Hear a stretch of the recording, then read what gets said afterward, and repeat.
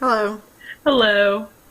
welcome to the Knit Girls. This is episode 182, and it is November 17th, 2013. I'm Leslie, also known as You Don't Call Me Les. I'm Laura, also known as Lala, and I'm muting my phone right now because it was on, and I heard it ding, and it bothered me. You're a popular person. I'm really not, but I'm like a squirrel. I'm like, oh, there's something over there. Oh, something's going on over there. Oh.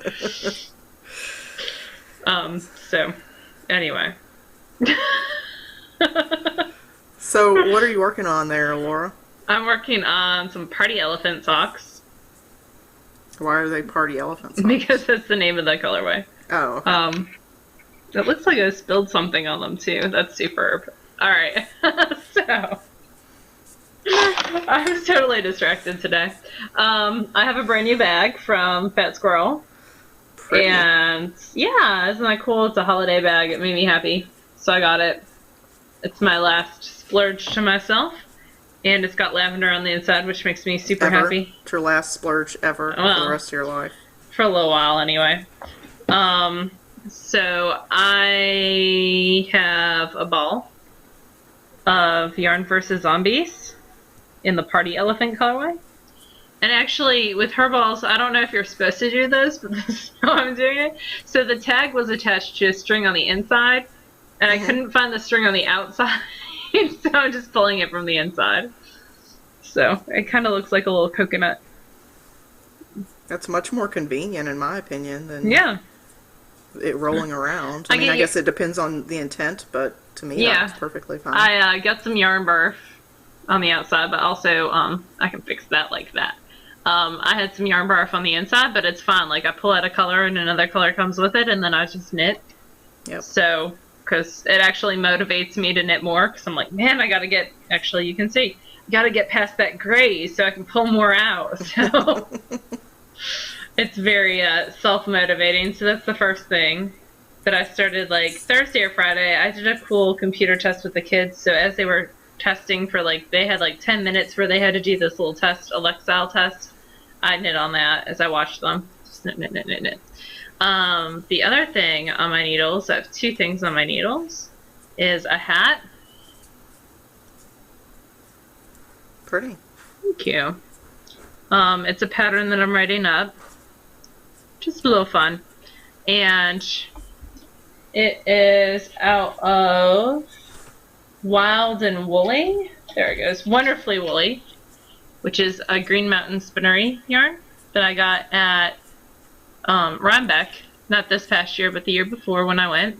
And it started with 118 grams. So we'll see how much it is at the end. It's 250 yards. And I'm knitting it on a size 6. Which according to this should get me 4.5 stitches per inch. I haven't checked the gauge yet. I'll do an actual gauge swatch for the gauge. But, yep, I'm knitting it on size 6. I kind of wish I had gone up to size 7s for the body of the hat, so when I knit it again, I might do that and see how it differs. It's going to have a multitude of sizes. And by multitude, I mean at least 2.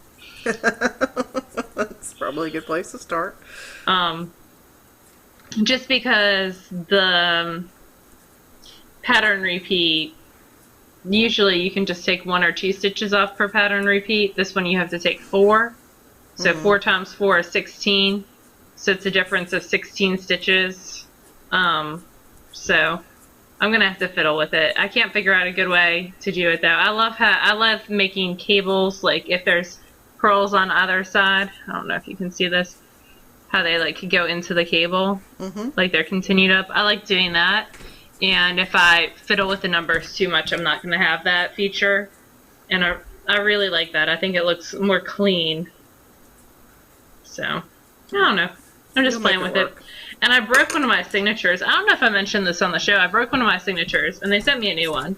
But I'm using the tip of the old signatures as a cable needle. Because I'm nothing if not thrifty.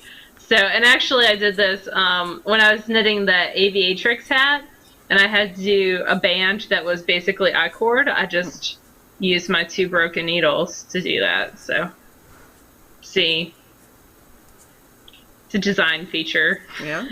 You're repurposing something. I That's am. good. They didn't want them back, so I figured I could use them for something. Yeah. Other people might call that hoarder. We're calling it repurposing today. And last but not least, I have the baby vertebrae, the newborn size vertebrae, and it's past the little sleeves, and it's down to the part where I need to switch needles to do the ribbing. Oh, cool. So you're almost done with it. I am, and I should be done with it, but now that you said the pig thing, that's all I can think of when I see it, and it's driving me a little bit crazy. You can always over-dye it, I mean... Oh, I'm not, it's 100% acrylic, and it's going to someone else. I don't think it looks bad. Okay. But yeah, it's not... I'd be worried that the acid dyes would actually eat through this quality acrylic that was $5 for a 300-yard ball. So... Okay. I think does it look really bad? Now you have me like, maybe I shouldn't gift it. No, it doesn't look really bad. It's very pink. But besides it being pink, I don't know. It may just be my own aversion to that color. Maybe that's what's coloring my judgment. It's very pink, but it's for a baby girl, so... Yeah. It's like space dye pink. I don't know. If she doesn't like it, she'll just get rid of it. I'm sure that she will. It'll be fine. And that's in my cool... So the hat wasn't in a bag because it's just hanging out at home. And this one is in my cool Tangerine Designs bag. Your books bag. My books bag with the robot rocket ships in the inside. So, all the good things. So that is it for me for On the Needles, which is a lot more than I had last week. It is. I had more than you last week. I don't think that's the case this week. I don't know. Alright, so I've only got 2 things that I'm actively working on that are on my needles. The first is Frankenfingers, which is a pattern by Elizabeth Green Musselman, and it's written for fingering weight self-striping yarn, and this is Knitter's Nightmare in the Tulips and Vegetables colorway. And if you hear a noise, that's my significant other doing the dishes, so... Sorry. He's eating the dishes. That's a plus. Yeah. Did you see that Neil Gaiman and Amanda, is it Palmer? Palmer, have a new album coming out? They do, and the only downside is that you can only order it in physical copy as a vinyl album. Huh. Or one other format. I can't remember what it is. But there's no digital download for it, which is kind of inconvenient. But I'm sure it fits with whatever the theme is they're going for. But anyway, I'm knitting these. I think these are 1.5s. I don't have my gauge thing with me, and it's not printed on these are the Die-Craft Heavy Metals. And I'm on the thumb gusset. So I just picked these up this morning to work on. So right now I am increasing for the thumb right here. Cute!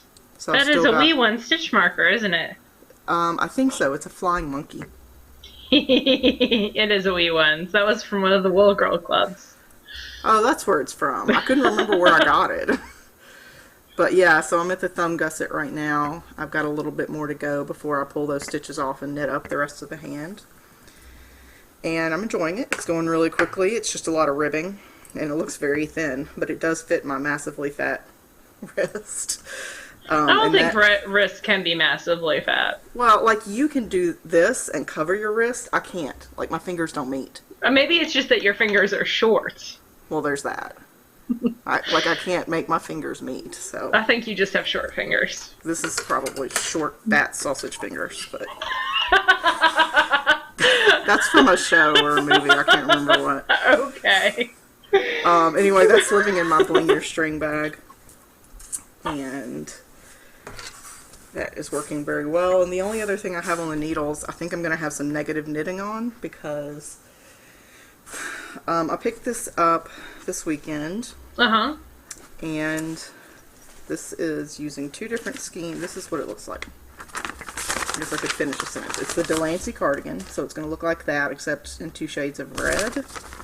And it's by Alexis Winslow. And it's one of the few patterns I've seen written for plus size. So you can buy the regular sizing on that, yep. and then she's got another pattern that's written in plus size. Yep. So this is Leslie is a Lush, and this is Medallion Red, and these are both Fat Squirrel fibers in her DK base. And when I picked it up, I was on the second red stripe. I'm in the middle of a row, apparently. Awesome. But so there's 3 stripes. Yeah. And I forgot that, and so the next section I only did 2 stripes. So you have 2 stripes. I call that a design feature.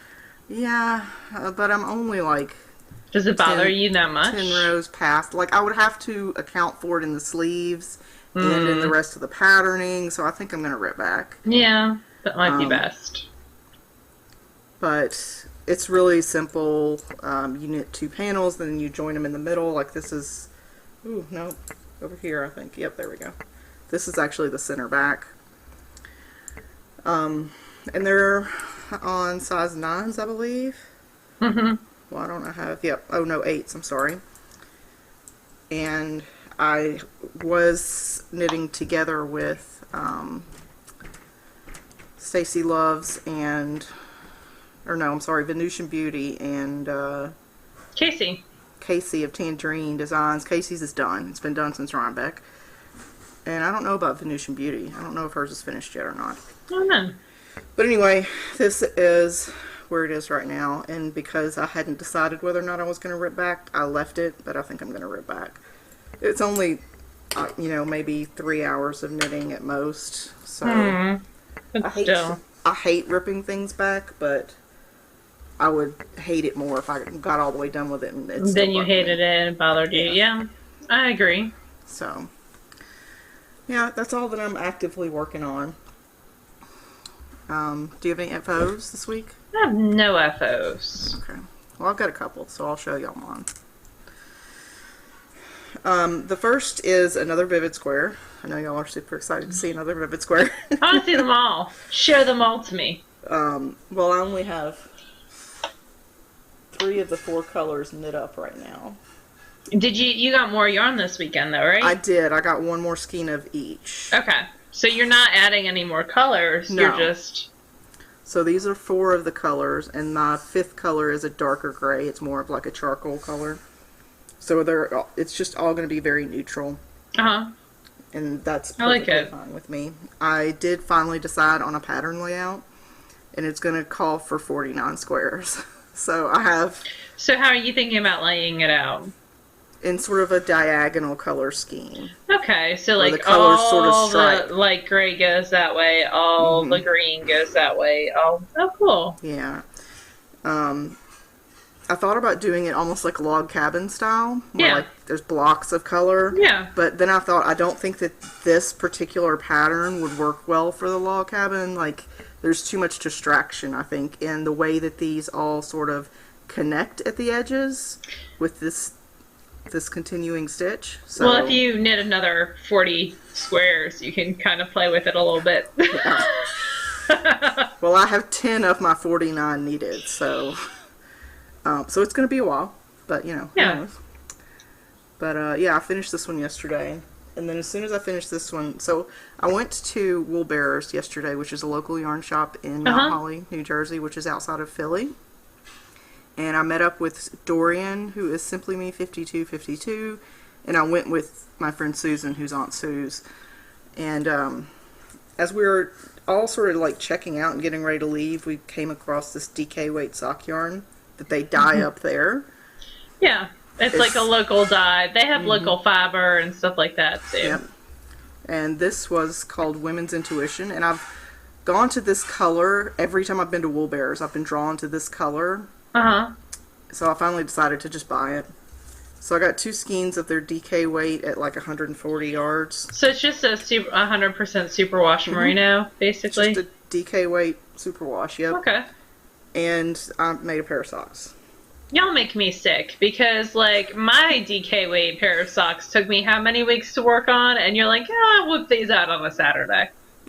Well, I didn't finish these until about 4:30 today. You didn't start them until probably 4:30 yesterday. Yeah, it was less than 24 hours, but It's definitely not something I could sustain. It was an effort to finish them in that time, but it was fun to do. Like Sue's picked out one color, Dorian picked out another color, and I picked out another one, and so we're all That's pretty colors. Yeah. So the only thing is, and this is not the first time I've done it, and I should know better, but I didn't want to do toe up. I just prefer cuff down if I can, just because I hate doing the increases on the toe. It's a stupid reason, but I hate doing it. So I hate gussets much more than increases on toes. So I did the cuff down and I did the heel and all that, and I finished the first sock, and when I was working on the second one on the heel, I was like, crap, I didn't do a heel turn on the first one, and this is not the first time I've done this. Like, this is, I think, is the third time that this has happened. So I never turned the heel. I just kept on knitting and decreased for that number until I got down. You know, it just took. But you did decrease it on the gusset, so I felt like the gusset was taking a really long time, especially considering the number of stitches. But I didn't even consider why. So yeah, that's interesting. They fit, so whatever. I don't care. They just don't cup the heel as nicely as I would like, but because there's no heel turn. Because there's no turn. Yeah. So did you win your race with the other two? I did win the race. I don't think the it should unofficial count. Race. I don't think it should count because you didn't turn your heel. You shut up.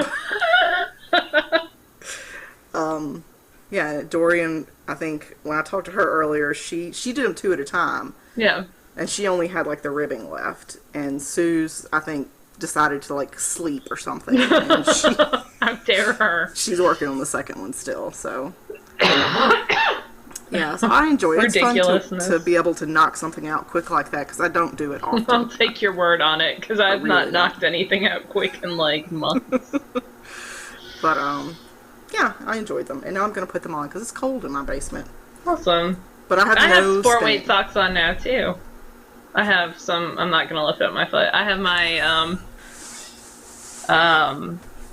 socks that rock in the medium weight, in the sugar plum colorway. I did some socks that are the simple Skype socks, and I'm wearing those today. Skip. Okay. But yes, I know which ones you're talking about. So, I have those on today. It's just not very cold here, but I like knit socks year round. So I didn't really spin this week, but I did finish something last week, and it was drying, so I didn't show it to y'all, so I'm totally cheating and using it this week. Totally works. I know, and that's the Hello Yarn in the Hot Stuff colorway. Ooh, that's like the confetti one that you did? It's the mostly whites with greens, reds, and pinks that I thought was so not attractive in the fiber. And I actually like it. Reminds me of Christmas. It makes me think of the ribbon candy. Yeah, I like it. It's very frosted. I think the white like toned down everything a little bit, and it's gonna be great for something either Christmassy, or it's superwash merino, so it can be used for a baby shower or something else. So, and it's like 400 yards, I think. So when the reason why this was on the bobbin so long is, let me take it apart. This much was left over on a second bobbin. Like, this is all left over. Like, the 60 yards was left over, so 120 of a single on one bobbin. So I did not split my fiber well. So I wound it into a center pole ball, my big huge ball winder. And when I do that, though, I like to still give both of them their baths at the same time. I have no idea what's going on with that thread. That's going to be fun when I wind that. What are you doing? Anyway, there we go. So I like to give them their baths at the same time, and I kind of got caught up in Spinzilla, so it just took an extended break. But there's that. So that's pinks really and reds and greens and all over frosted. So I think it came out okay. I think it came out really nice. I think that the other colors and whatever the fiber, you said it's the superwash merino? Superwash merino. There we go. The white seems really bright, so that's nice. Yeah. It didn't, I soaked it and they did not bleed onto each other, which is also very nice. Yeah. Sometimes with reds and pinks you'll get that bleeding. That did not happen, so that's nice.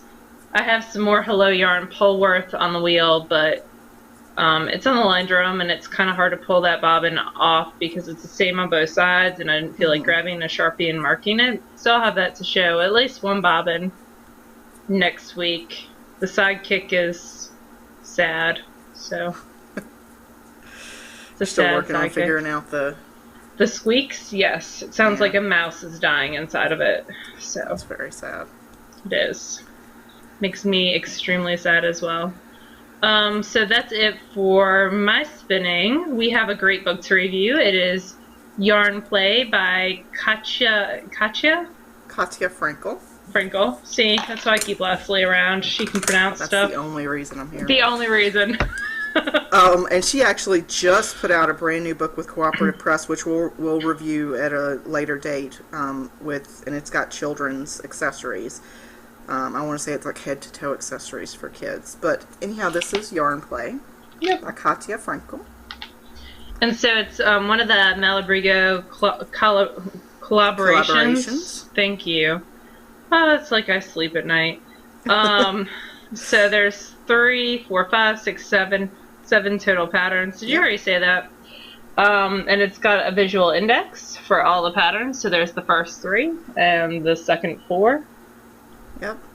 And I really like some of the hat patterns. I like a lot of the patterns in here. Yeah, I think they each have their place. The first is Apple River, which is a lace shawl out of Malabrigo lace. Love that. I think it looks good in the semi-solid colorway that they used. I like that it's just not a strict triangle, that the shape is a little bit different. And I like it's in wedges, so it kind of grows organically, which I like. And the wingspan is 50 by 16. So that's I like pretty the shape cool. of it too. It's got a nice edging on it. Yeah, like a scallopy. The yarn colorway that's used in it is Applewood, in case you're curious. I like the styling. Like, the shirt underneath has a little bit of character to it, but it's not enough to detract from the shawl. Right. Which is important. The next is a sweater, and it's knit out of Malabrigo Twist, which is a worsted weight yarn, kind of bordering on Aran. And I like that it does chest sizes from 34 to 58 inches, and the designer has told you what amount of ease you need, and has explained that it is already written into the pattern, so you don't have to try to figure that out, which is nice. So it's a very, it's a patterned pullover, but it's not so patterned that it would be difficult to take with you to knit night or to not be able to watch TV and do it at the same time. And it's got raglan sleeves. It is knit from the bottom up. And it's just really, it's got waist decreases worked in. It's just very well written.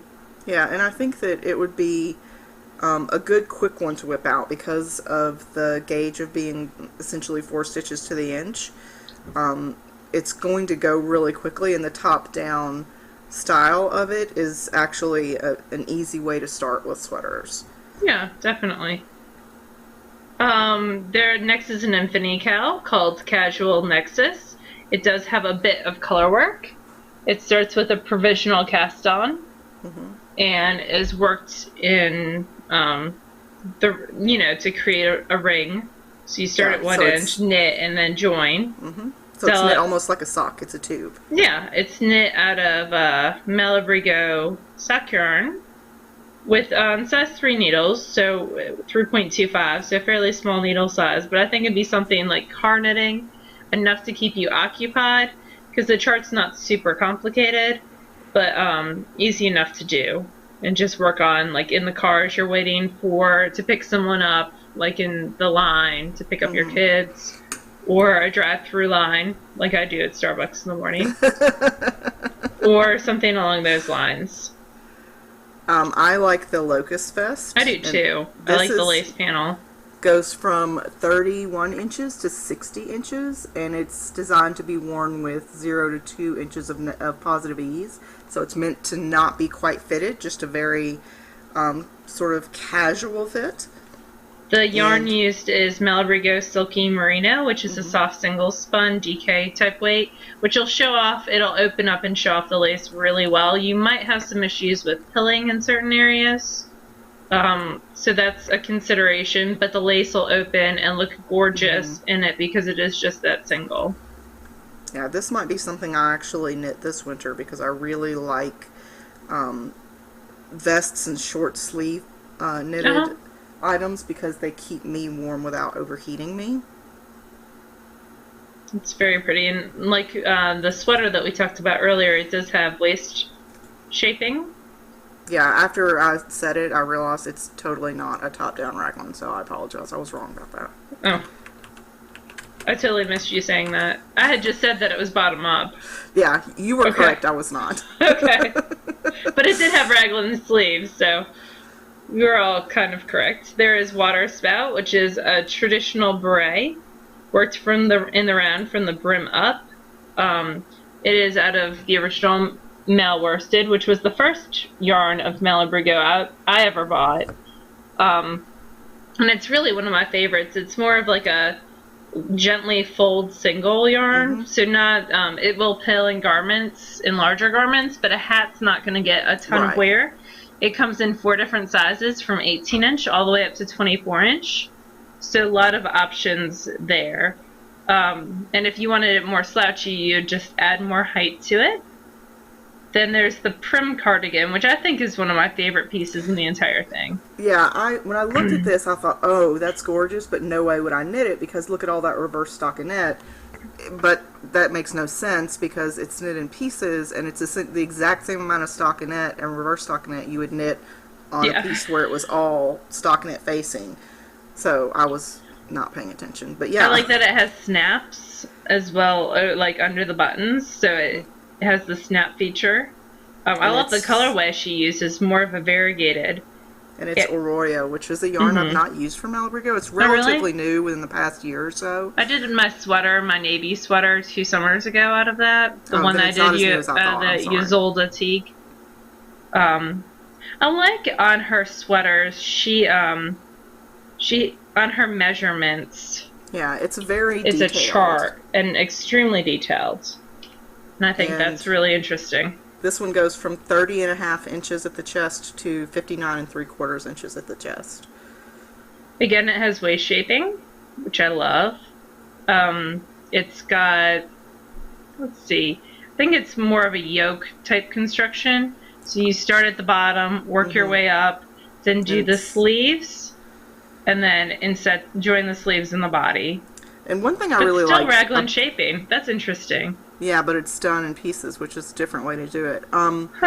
What I really think is a nice addition is it's got one of the measurements listed is armhole depth, and I don't know that this is going to focus so you can see it. But anyway, a lot of times when designers do the math to size out their knits from whatever size they've knit, and maybe they've had a couple sizes test knit, the armhole depth can be just sort of a math number that's not actually tested or reality check, I guess. So sometimes patterns, when they increase for the larger sizes, the armhole depth just gets insane. Like it goes halfway down to your bra line, which is way, way too much. So I like that she's got it listed so you can go back and sort of fact check it and measure against yourself. Is my armhole really 11 inches deep? I mean, maybe it is, and that's totally fine, but I like that she's very specific in that you can go back and check everything. Lots of measurements, which is super useful. Yeah, and especially if you're off on something like your stitch gauge, and your vertical stitch gauge, not necessarily your horizontal. Yeah, so I really appreciate that. Hinged is an awesome hat. I like this a whole bunch. Very, very cool. I've got a skein of worsted weight yarn that's got this hat's name on it, I think. Yep, it uses male worsted and comes in sizes from 16 all the way to 21.25. So lots and lots of stuff, and all of it uses less than a full skein of yarn. On the smaller sizes, you could actually probably get 2 hats out of one skein. So right around there. Yep, 2 hats, because it's 105 yards is what the smallest calls for.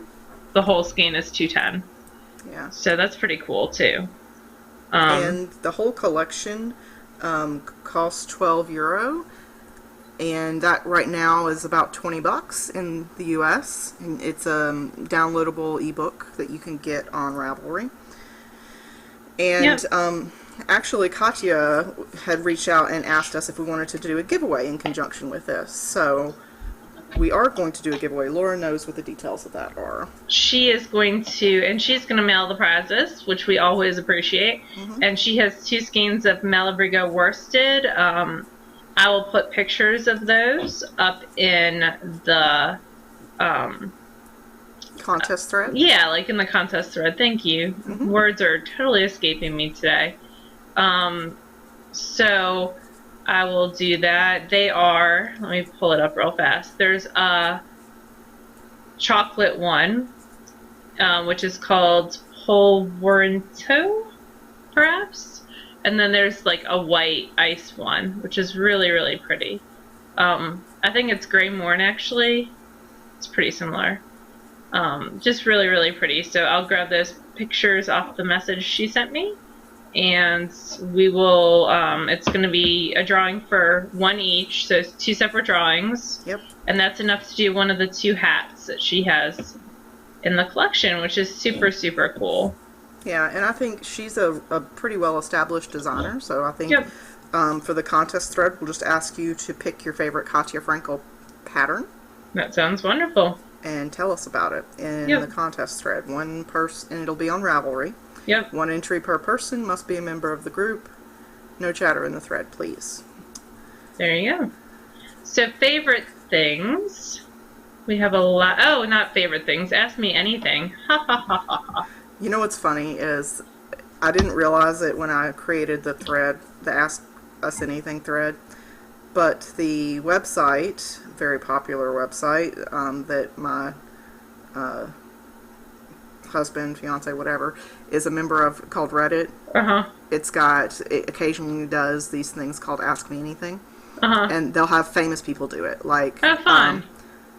Let's see, who all has done it? Was it Will, the guy from Star Trek? Yeah, Will Wheaton did one. They've had Neil deGrasse Tyson, who's a famous physicist, astrophysicist. All kinds of like really famous people will do Ask Me Anythings, where they'll log on as themselves, and then all the community can just ask them any kind of question. That's pretty cool. Yeah, so that made me think of that. They also, their version of our Pimp Yourself thread is called Shut Up and Take My Money, which cracks me up. That's but anyway, cool. Back to the question. Juliana Piglet said, it's a 2-part question. Is there a knitting spinning technique that you've always wanted to try but haven't yet?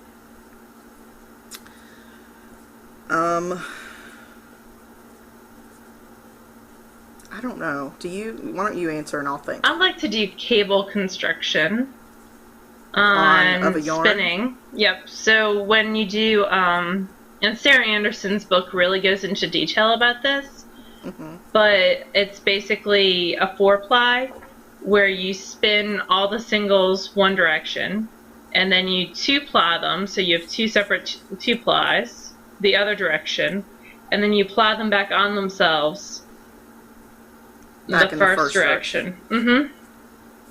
Yeah. And you have to make sure, like, you want to, when you first ply them, add a lot more twist than you normally would, because when you reply them, you're going to take out some of that twist. So you want to do it within a short span of one another, so you can really see what's going on there. So that would be definitely one of my spinning techniques. There's a lot of spinning techniques that I haven't tried because I'm more of a new spinner that I would like to do. I would like to do double knitting, without failing, which has not happened yet. So double knitting would definitely be one of the knitting techniques that I would like to try that I really haven't yet. Leslie tried to teach me, and I was a knitting school dropout. That's not true. You just kept getting a Mobius cast on, and it kept messing you up.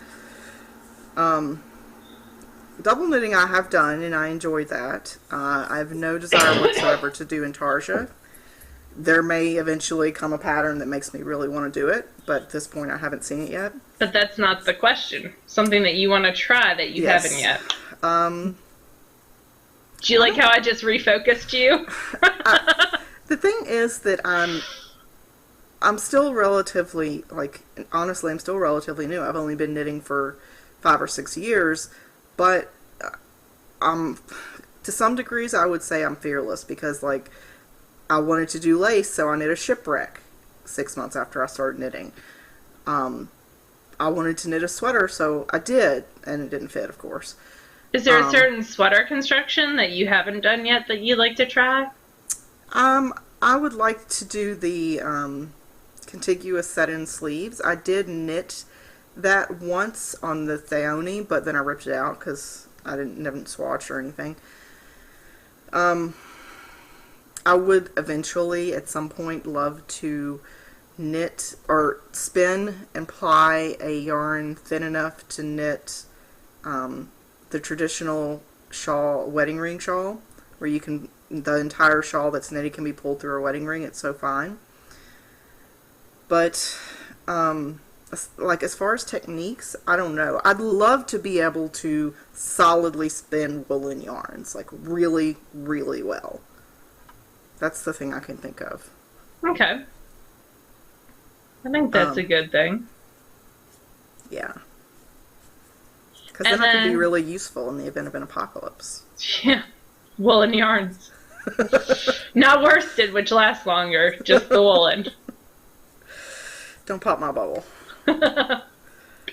What's the second half of the question? The second half of the question is, what's new in the fiber arts world? Have you seen any new and original patterns / techniques / trends / indie dyers that have really stood out to you lately? So I would like to preface this by just saying I am honored by the pedestal that people seem to put us on and think that we know things, because we really don't.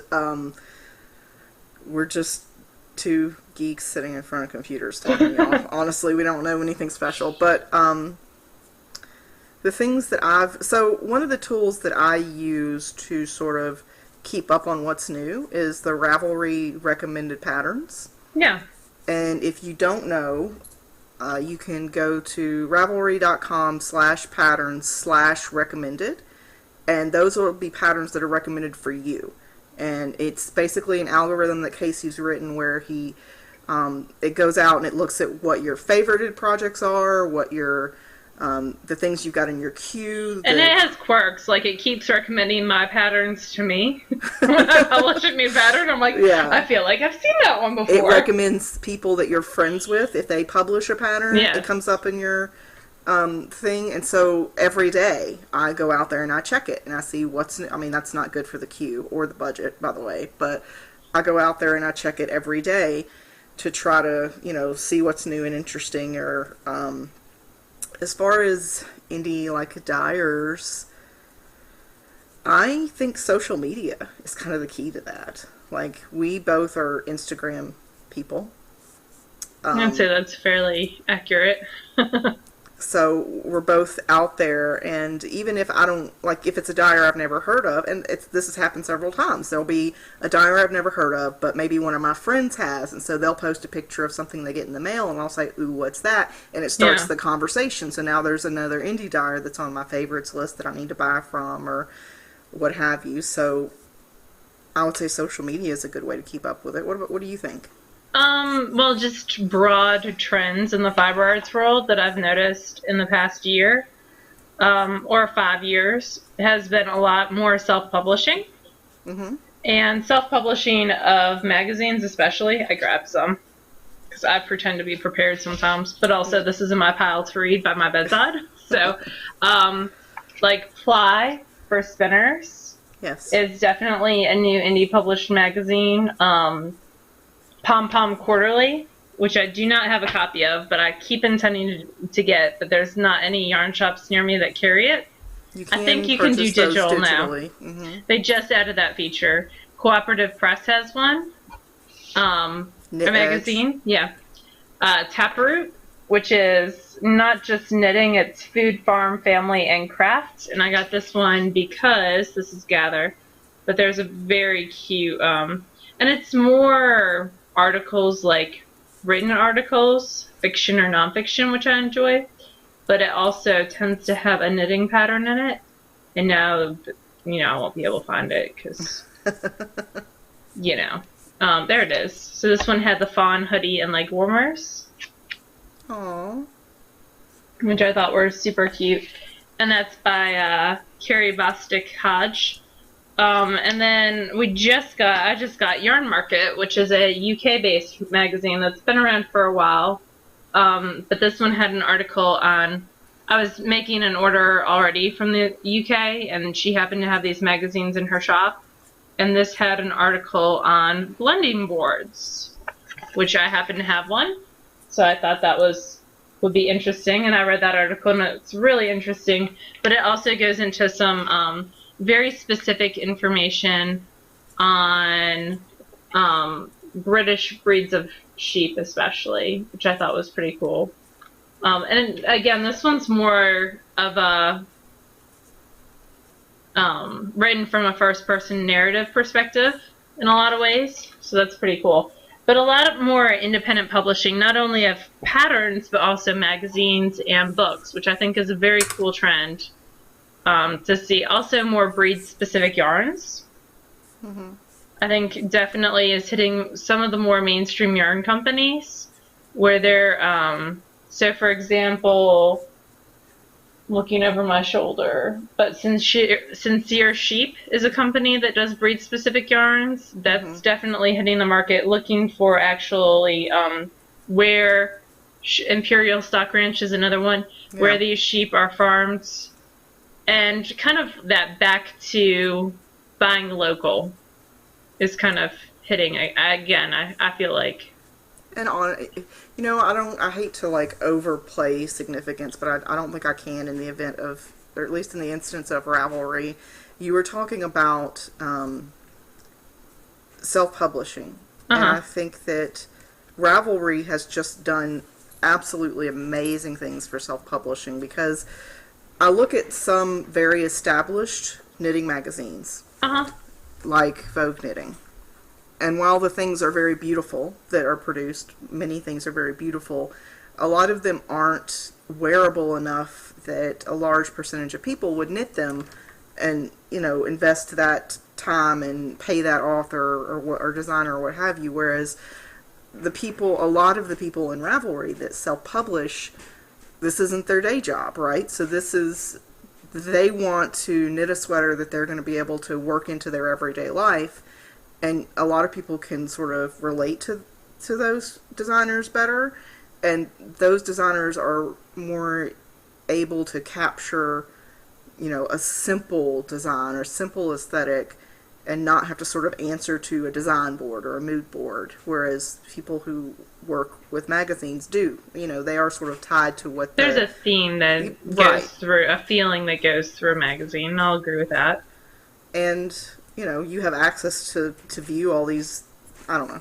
I could wax on about Ravelry for hours. Well, I feel like it can be a double-edged sword, though, because people who pay for tech editing and stuff like that publish to Ravelry, but there's a lot of people who publish to Ravelry who it might be their first pattern, and it might not be to the level of tech editing that you would get in something like a magazine. And that is a risk you take. I absolutely agree with you. But at the same time, you can, to some degree, you can mitigate that by checking the project notes and seeing how other people feel about the pattern. There is risk, of course, but I'm grateful for the wider selection that Ravelry has provided. Oh yeah, definitely. There's more people publishing now with self-publishing than ever before, which is very neat. So it can go. I still am always going to buy books and magazines, though, I feel like, as well, whether they're self-published or not. Does that make sense? Yeah. I mean, in a lot of cases, you just want to support the person or the product that you love, so you'll support them no matter which direction they go, and you should. So, anyway, I think we've preached enough about that particular topic. That's about it. Anything else that you have noticed new, amazing, outstanding in the knitting world? Not that comes to mind. Okay. Favorite things. So, favorite things. I have magic cakes, and they are pretty. You and do. I'm going to share them with y'all. I got pictures. Paula of the Knitting Pipeline wrote a pattern, and it is the Magic Cakes Ruffle Shawlette, I believe. Let me pull it up, and I will show you the main picture. And basically, she wrote it to utilize leftover bits and bobs. Yeah, bits and bobs of yarn, which is very cool. And she has a free tutorial on her website to do the actual cakes. But this is the shawl. And actually, this was shot in her sun porch. So when she talks about on her podcast, we're sitting on the sun porch and watching people. Who's the pretty person? Who's the girl in the picture? She's pretty. She said on her podcast, it's episode like 150, I want to say. I might be totally off. It was the one that I just listened to. It's two back. Episode 150 on the Knitting Pipeline. She talks about it, but it's just really cool. And so I was trying to avoid knitting on the pink baby thing yesterday, but I still wanted to do something crafty. So I pulled up my big bin of leftover sock yarn, and I started using her tutorial, and also it's the Magic Knot tutorial from, we just talked about her in Cass, her Cooperative Press book. Anyway, it's all in her notes, but the Magic Knot that so many people have talked about. Yep, I like it. And there's a YouTube tutorial on that. But Paula's got all the information in her blog, which is wonderful. I made myself a magic cake. And it was fun weighing stuff out and looking at yarn that I had not seen in a long time. Like that pink and red is Oliver from Perfect Day Yarns. The green, pink, and red is Festivus from Tempted. There's some more Tempted in there. There's the outside is the colorway for Camp Kip by Turtle Pearl. Oh, how cool. There's some Three Irish Girls in there, some Cherry Tree Hill, some Socks That Rock that I used right there. So a lot of cool yarns. And so then I made one for Leslie. Yay. And hers is mostly blues and greens. And it's got some Woolly Bully right there. Awesome. And then the outside is the Yarn vs. Zombies from Mel's Suck the Boat. Yeah. Which I don't think you got. I got Space Cadet color. Yeah, there's some blue from your shawl that I gave you. Oh. The skein. There's some blue Yarn Pirate. There's some Casbah. So it's a cool way of using up little bits and pieces. They can weigh anywhere from 9 to 45 grams. So that's cool. Lots of, and basically you make a cake that weighs 170, both ours weigh like 200, maybe 250. We'll just have some extra love. It'll be fun. Well, it's one of those patterns where you can keep going. Yeah. You can make that ruffle a little bit longer if you want. So that'll be cool. And I have like 2 more lined up on my floor. I need to go through my scraps and weigh them out. So it was lots of fun. I enjoyed it, and it gave me a nice brain break from what I was doing. Yeah, and still to be crafty. That's good. Yeah. And you did hear from Paula after I did hear from Paula. There, for those of you who are not in the U.S., this might not have hit your news, but there was a fairly large tornado that hit Washington, Illinois, where Paula and Baldwin and the whole Knitting Pipeline family resides. And I did get a text from Paula saying that she was okay, and someone put on the board that Bronwyn was okay, but she couldn't get home. So, just keeping everyone in our thoughts. Yeah, it's really late in the year, it feels like, for tornadoes. Well, I feel like they can happen anytime, kind of. That was the big thing that shocked me when I moved to Mississippi, because up north, tornadoes are not as frequent as they are in the Midwest and the South. But it is an unusual time of the year for them. I would definitely say that is true. Our friend Lynn texted me at 6 a.m. this morning saying, I'm outside chasing my lawn furniture. because they had like 30 to 40 mile per hour winds in Fort Collins. So it's just, you gotta be careful with that weather, and we hope everyone's okay. Yeah. I got some new yarn. Did you? I want to see. Mm-hmm. So, I have this friend who asked me if Sadie of Knitter's Nightmare is on my payroll. Like, do I force her to make colorways? And I told her, well, I like to think I just enthusiastically suggest them. Over and over. I know you. But, I had mentioned a while back, a long time back, maybe it was before SSK, I think even, that we should have Golden Girls colorways, like stripes. So you and your Golden Girls. Finally had a chance to dye up "Thank You for Being a Friend." And I is hope that all the of you theme had that song for Golden Girls? Okay, yeah. I don't like that show. I would sing it for you if I wasn't such a terrible singer. But it is, and I really love her tags and how simple they are. It tells you how many colorways are in the stripe. Or whether it's a solid variegated whatever. And it looks like she's doing more of her stripes, not just in the cakes, because they used to all be... Yeah, come in the cake. In cakes like this. Mm-hmm. That's Goblin King. It just so happened to be sitting by my desk. I wonder how much other yarn is just happens to be sitting by your desk. There's quite a bit. But this is in the Boogeyman sock, so it's her superwash merino nylon in 464 yards, so I could get plenty of sock out of this. So it's in these three. The green isn't quite as lime as it's showing up there. But it looks almost like mojito. Yeah. Green. That's pretty. I like it. Yeah, so I had to get one of these because... Yeah, I saw the Golden Girls reference on that, and I was like, and skipping. I love the Golden... And I never watched them until I was an adult. After they, the season or series had ended years and years before. And my ex-husband actually... loved the Golden Girls, and that's how I got introduced to them, and I love it. It's silly, but I don't care. That's fun.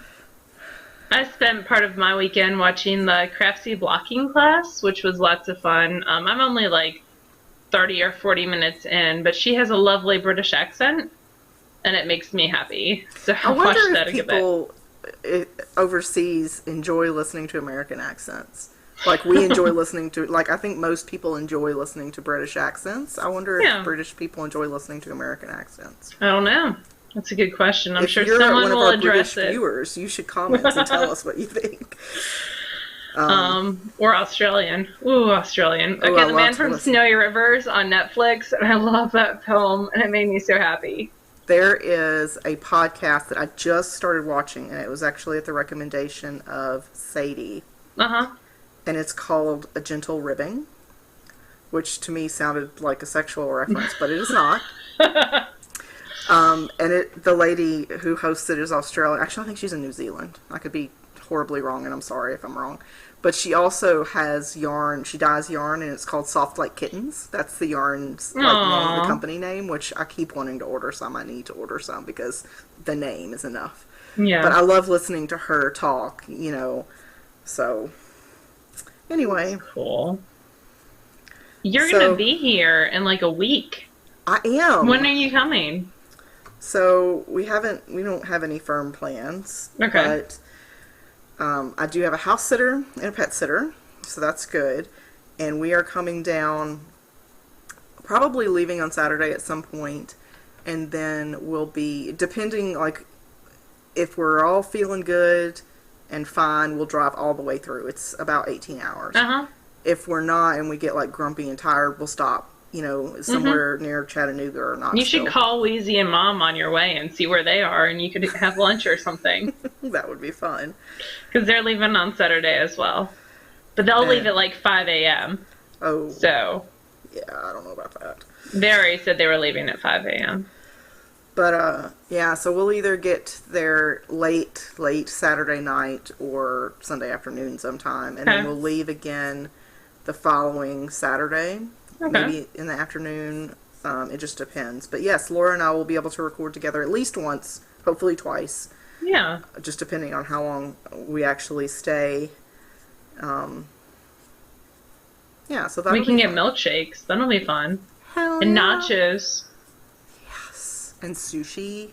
And I haven't had sushi in forever since Hank of Yarn closed. That was the sushi place that was right next door. Yep. So I haven't been up there in a while. Although I have been up at the Starbucks a ridiculous amount of much time, money, everything. Because I've been not getting home till 9 or 10 at night, and so like I know I have to run someplace and then run someplace else. So I'll go get Starbucks in the meantime to try to tide me over since I rarely get dinner. But anyway. So you drink your dinner is what you're saying. It's like 700 calories. I might as well. But yay for you coming. That's super excited. Mom earlier was like, so, if Leslie wants to stay here, she can. Kobe and Michael are welcome as well. There's all these meals in the freezer, so you can have her over for lasagna. And I was like, are you cooking me a pie? And she said, if Leslie comes over, I'll cook you a pie. So you are coming over, so I get a pie. I'm totally fine with pie. Like, as long as I get some of the pie. I don't know. I can't guarantee that the pie will still be here by you. Especially if you take 2 days to get down here. I can't guarantee that that's going to happen. Yeah, it'll be a fun adventure. So yeah, I'm just working Monday and Tuesday. I have Wednesday, Thursday, Friday off. Yeah, I've got Friday off, and then I got Thursday off, and then I took Friday off. So Monday, Tuesday, Wednesday, I'm actually going to be working at the offices that I worked at before we moved. Oh, fun. Yeah. You'll be driving past me. Do you need someone to watch Kobe? No, Carol's going to do it. Parents will be able to watch him, but thank you. Because he could totally come hang out with me at school and shelve books. Ooh, he'd love that. It's like slave labor for free all day long. He could get to see what middle school is like. Oh. He'll be in middle school soon. That's scary beyond all reason. Yes. So anyway, we're blathering. You guys don't need to know any of that crap, but now you do. You're welcome. So next time the more you know, Rainbow just came across the screen. The more you know. So the next time you see us, we'll be in the same room. Yeah, that's exciting. Yes. We'll have to pick a room. You have to clean for me. I did clean this room, hence the bins of stuff behind my head. Everything's in their bins, which are stacked. I have drawers, I have open things. Yeah, so you're preaching to the choir. Anyway. Alright, we will see y'all later next week. Yep, y'all have a good one. Bye, y'all.